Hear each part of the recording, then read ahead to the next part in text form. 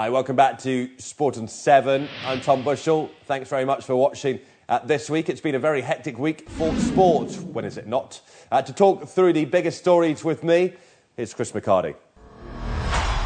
Yeah, plenty of sport to get through with Chris McHardy this week on Sport on 7. We won't be standing up for long because Chris is far too tall when we are stood next to each other. Earlier on Sport on 7, we had the F2 freestylers.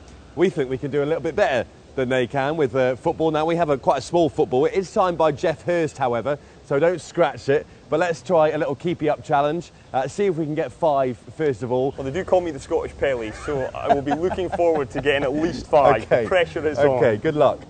1, 2, 3, 4, 5, 6, 7, 8, 9, 10, 11, 12. Oh, he's just showing off. Too easy, Tom. We'll go 13. All right, so I've got to beat 13. It's doubtful, but here we go. I'm still going. There we go. So I got something like 24. I don't think you picked up the last 10 there behind the tree.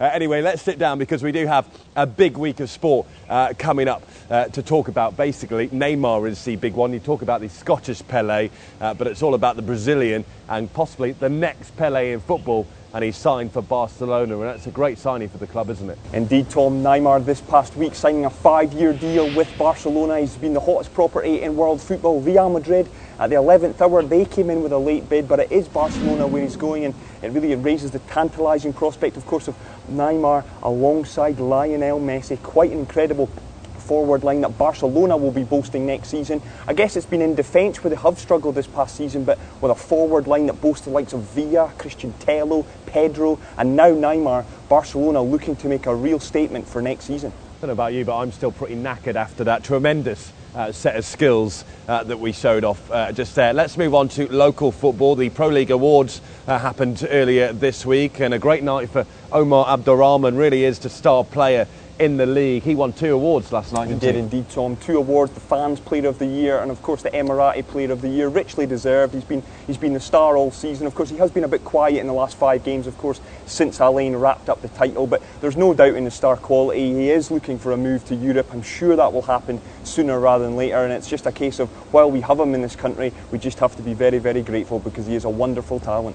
Absolutely. Not just Omar that was winning awards. Many thought actually the international play would go to Asamoah Gyan, but that wasn't the case, even though he's the record goal scorer in the league this season. Indeed, 31 goals for Asamoah Gyan, the first player ever to score over 30 goals in a league season, but it wasn't to be for Asamoah Gyan on the night. Graffiti, the Brazilian Al Ahly striker, he took home that award, and it completes a treble for him. Of course, he was named Brazilian Player of the Year back in Brazil. He won, of course, in 2009 the German Bundesliga Player of the Year for helping Wolfsburg win the league, and now he's done it here in the UAE. Richly deserved for him as well. Of course, 24 goals in 22 games, so it's not like he's had a bad season compared to Gyan, but a shock on the night, albeit, and but richly deserved for Graffiti. A very, very good player, and of course he has signed on for another year, so we've got him to look forward to next season as well. Now, the Asman coach, a tremendous record in cup finals. He told me that every cup final he's entered, he's won, which is better than Sir Alex Ferguson. We mentioned this on Sport on 7 last week.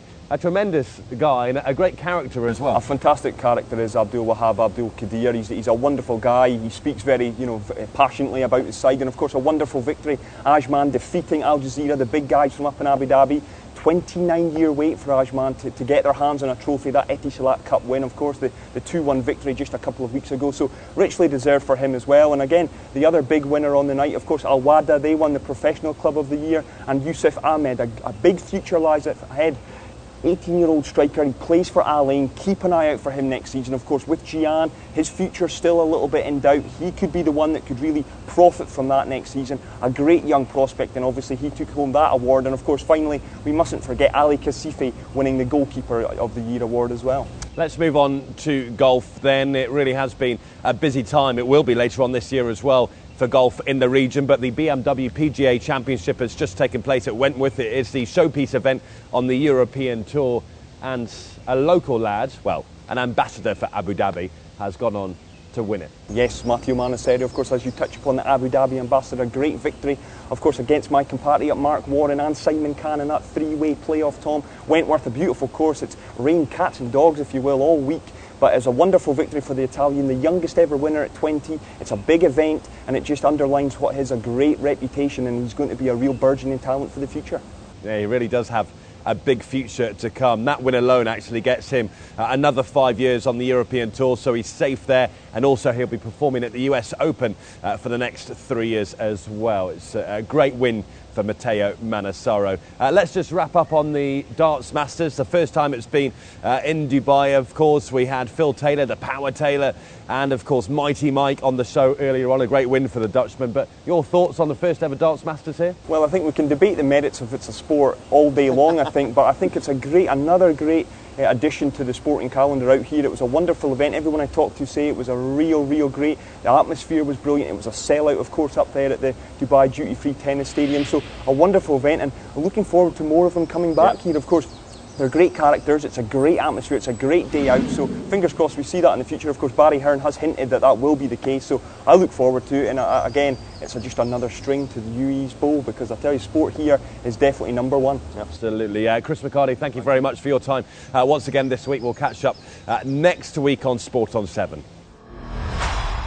Thanks very much, Chris. I did actually get about 10 keepy uppies behind the tree there. Just a shame that you didn't quite catch those. The answer to the question, by the way, when did the German team last win a trophy at Wembley Stadium? Before Bayern Munich's success on Saturday night in the Champions League final. It was, of course, Germany at Euro 96. They beat the Czech Republic in the final at Wembley Stadium. That pretty much wraps up Sport on 7 for this week. Thanks very much for watching. I'm Tom Bushell. See you next week. Goodbye.